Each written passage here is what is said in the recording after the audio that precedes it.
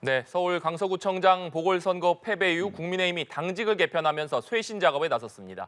이런 가운데 이번 패배에 대해서 책임자가 책임을 지지 않고 미봉책으로 가면 연판장을 돌리겠다는 얘기가 나온다면서 직격탄을 날린 분입니다.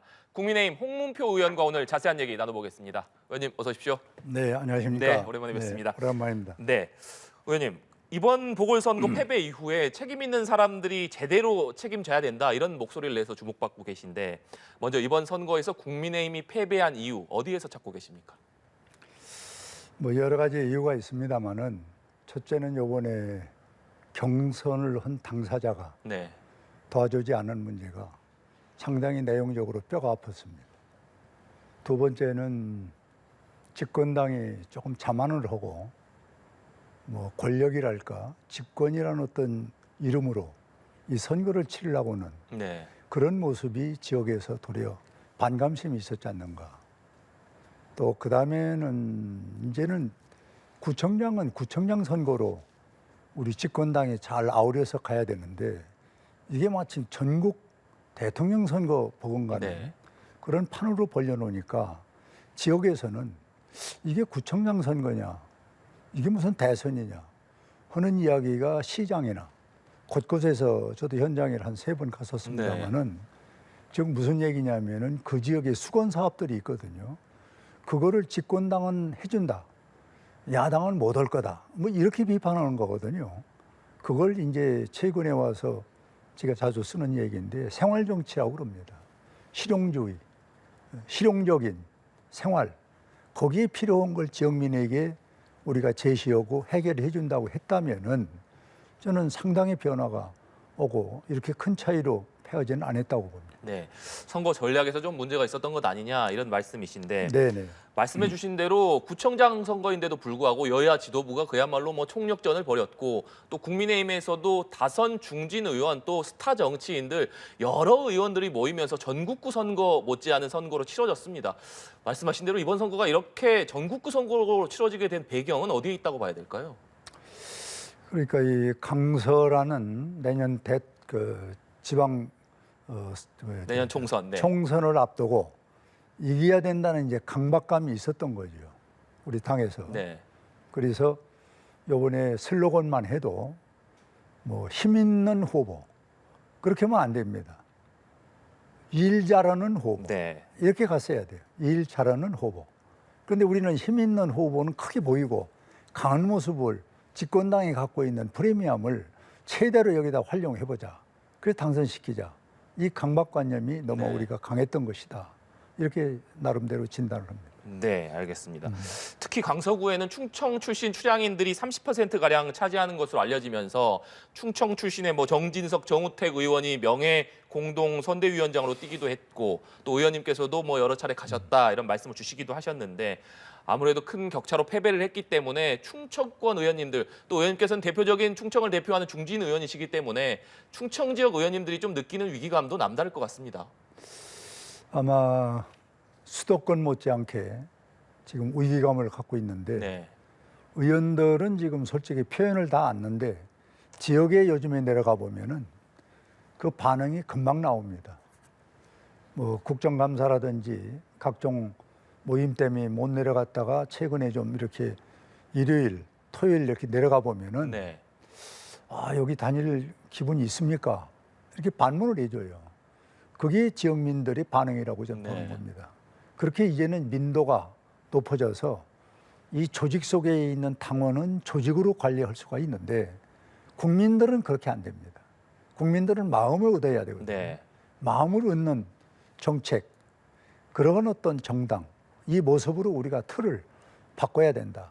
이렇게 저는 진단을 하고 있는 겁니다. 네. 특히 이번 선거 이후에 여러 당협위원장들로부터 책임자가 안 나오고 미봉책으로 가면 연판장이라도 받겠다 이런 전화를 받았다 이런 인터뷰를 하셔서 좀 주목을 받았습니다. 당시에 당협위원장들이 어떤 뜻에서 이런 얘기를 한다라고 들으셨습니까? 지난 금요일입니다. YTNG가 네. 고정으로 출연을 하고 있는데 그 전날, 그날 새벽 8시에 이제 우리가 현장에 갔는데 뭐 끊임없이 전화를 주시는데 대충 보면은 전국적으로 전화가 오신 거예요. 네.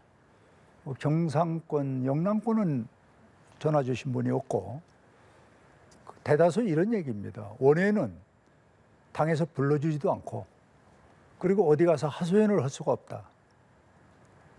그런데 지금 강서에서 폭탄이 터졌는데 우리 그냥 앉아서 은사 주고 만다. 옆에서 그냥 파편으로 죽는다 이거죠. 그러니 홍 의원이 YTN에 나가니 우리 원외의 심정을 좀 얘기를 해주라. 참 간절한 말씀이에요. 어떤 분은 새벽 그때가 2시쯤 됐는데 술이 많이 취해갖고 이 말을 잘 못할 정도로 좀 흥분을 하고 그러세요. 네. 그분 말씀은 자기 뭐 조그마한 아파트 하나 있는 거 다 정리하고 지역 관리하느라고 애들 관리도 못하고 이렇게 해서 내년 4월 10일만 기다리고 있는데 갑자기 강서에서 이런 사태가 터졌는데 네. 이걸 적당히 미봉책으로 간다? 그럼 우리 연판장이라도 받겠다. 이렇게 된 겁니다, 이 얘기를. 그 얘기를 해놓고 나니 많은 분들이 관심을 가지고 말씀이 있었습니다마는 뭐 그래도 일부 다행입니다마는 제가 금요일 날 8시에 얘기를 했는데 토요일 날 이철규 총장하고 임명직들이 사퇴를 했지 않습니까? 그런데 그 사태로 마무리가 되는 건 아니다. 이것이 이제 하나의 지금의 문제거리로 우리가 남아 있는 거 아닙니까? 네. 그런 뜻에서 그날 YTN에서 말씀을 드렸다. 원외위원장들이 이번 선거 패배로 인해서 상당한 위기감을 느끼고 있고 그런 위기감을 또 의원님께 토로했다 이런 말씀이신데 말씀해 주신 대로 이철규 사무총장이 물러나고 임명직 당직자들이 다 물러났습니다. 그리고 김기현 대표가 재신임을 받으면서 이만희 사무총장, 유이동 정책위 의장 이렇게 새롭게 2기 지도부가 출범을 했는데 의원님께서는 이번 당직 개편에 대해서는 어떻게 평가하고 계십니까? 저는 그날 그 말씀 드리기 전에 의총을 우리가 긴급 4시에 했지 않습니까? 네.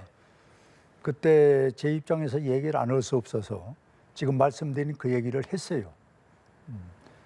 그리고 이철규 총장의 문제로 이게 매듭이 될 것인지 아니면 더 이상의 문제로 갈 건지 하는 문제는 우리 의원들이 오늘 밤을 새더라도 허심탄회하게 얘기해서 대표가 듣고 결심을 해주길 바란다.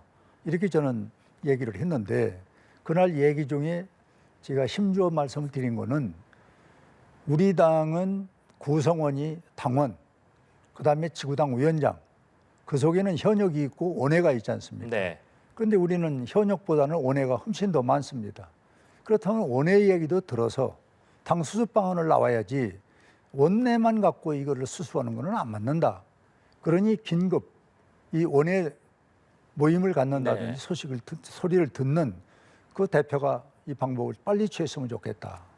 또 하나는 이 충청권 문제가 아까 서두에서 좀 얘기한 대로 상당히 심각하다. 대통령의 고향이고 그다음에 지난번에 많은 몰표를 줬는데 지금 이런 상황에서 냉정히 분석을 해본다면은 충청권이 4개 지역 아닙니까? 충남, 충북, 대전, 세종. 그런데 충북 같은 경우가 여야가 반반이에요. 대전은 하나도 없습니다. 세종도 하나도 없습니다. 천안도 하나도 없습니다. 뭐를 갖고 우리가 내년에 싸울 것이냐. 잘하는 정책, 그리고 여당의 프리미엄이라는 것이 있는 거죠. 그런 것인데 그걸 지금 다 까먹고 있지 않냐. 그렇다면 충청권의 배려가 있어야 되겠다. 그때 뭐 즉석에서 옳다고 그렇게 한다고 했는데 그 이튿날에 이제 인선 발표를 하고 보니까 뭐 배려는 그만두고 6명인가 7번 인선하는데 한 사람도 충청이 껴있지 못해요. 이것을 저는 보고 야, 이 대표가 어제 얘기와 오늘 얘기가 이렇게 다를 수가 있을까? 이런 데서 아주 참 기분이 좋지 않은 그런 심정으로 지금 바라보고 있는 겁니다. 원외 당협위원장들 그러니까 원내에 있는 의원들만 모여서 쇄신책이나 수습 방안을 낼 것이 아니라 원내에 있는 숫자가 많은 원외 당협위원장들의 얘기도 좀 들어야 된다 이런 말씀이신데 의원님께서는 방금 인선에 대해서 평가를 해주셨습니다만 인선 결과와 김기현 대표가 여러 가지 쇄신 방향을 내놓은 이후에 당협위원장들로부터 어떤 반응을 전화는 받으셨는지도 궁금하네요. 저한테 방송에 나가기 전에 주문보다는 그 후에 반응이 더 거셌다. 이걸로 끝나는 거냐? 이런 이제 반응이 첫째 단도직입적으로 질문이었고, 두 번째는 언제 우리를 만나는 거냐. 분명히 김기현 대표가 원회에 대해서 소식을 듣겠다고 했다면은 네. 언제냐. 그래서 그거는 대표가 빠른 시일 안에 조치를 할 거 아니냐. 좀 기다려 봐라. 이렇게 얘기할 수밖에 없는데 그 반응은 제가 방송 나가기 전과 후에 반응이 더 강했다. 네. 이렇게 말씀을 드립니다. 결국은 김기현 대표가 내놓은 쇄신책이 그리고 당직 개편안이 아직은 좀 미흡한 것 아니냐 이런 반응들이 많았다 이런 말씀으로 해석이 되는데 그렇다면 김기현 대표 이른바 2기 지도부가 새로운 추가된 쇄신 방향이라든가 개편 또 추가적인 인선에 있어서 어떤 원외 당협위원장들이라든가 의원님께서 말씀하시는 그런 부분들이 좀 충분히 반영돼서 추가적인 내용이 나올 수 있을 것이라고 보십니까? 저는 반반입니다. 네. 왜 그러냐면은 진짜 인적 요번에 임명을 했지 않습니까? 그 부분은 아쉬웠고 너무나도 기대에 못 미친다. 그런데 이제 대표가 주장한 것 중에는 6가지 네. 실천 방향이 있지 않습니까? 그것을 이제 제가 지금 듣는 정보로는 이번 주 안으로 그 뭐 여러 가지 내놓는 모양이에요, 안이. 네. 뭐 거기에 이제 당내 소통을 강화하는 기구, 그다음에 뭐 총선 준비기구, 당 혁신기구 이런 것들이 나와 보는 걸 보고 네. 저는 김기현 대표의 의중을 다 읽을 수 있는 거 아니냐. 그래서 조금 지켜보는 그런 상황입니다. 네. 당내 중진 중에 한 명이신 서병수 의원도 그렇고 의원님도 그렇고 강도 높은 쇄신을 좀 당에 요구하고 있는데 그런데 서병수 의원님이나 의원님을 비판하는 당내 목소리도 좀 나오더라고요. 이용 의원 같은 경우에 SNS에 오늘 의원님 이름을 직접 거명하면서 중진으로서 선당우사하고 자리에 연연하지 않는 모습을 보여달라 이렇게 글을 썼는데 혹시 이 글을 보셨습니까? 뭐 그런 소리는 뭐 바람 소리죠. 뭐 그걸 뭐 귀담아 듣고 일일이 대꾸 할 필요가 뭐가 있습니까? 그게 본인에서 나온 이야기인지 누가 시킨 것인지 뭐 진이도 지금 알고 싶지도 않고 네. 뭐 그게 그렇게 대단한 소리로 듣지는 않습니다. 네, 알겠습니다.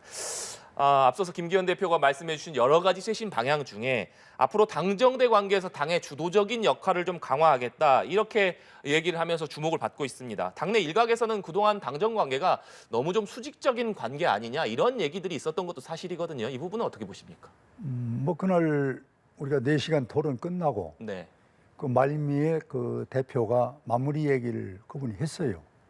그때 그 얘기를 본인이 했습니다.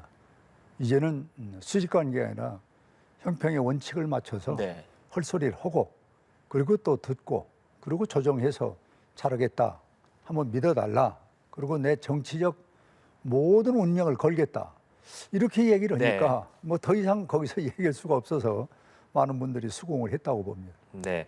뭐 김기현 대표가 내년 총선에서 패배할 경우에 정치적인 운명을 걸겠다 이런 얘기까지 하기도 했는데 그렇다면 의원님께서 보시기에 김기현 대표가 얘기한 수평적인 당정 관계를 얘기했습니다만 앞으로 국민의힘과 대통령실의 관계 특히나 총선을 앞둔 상황에서 어떻게 좀 가져가야 된다고 보십니까?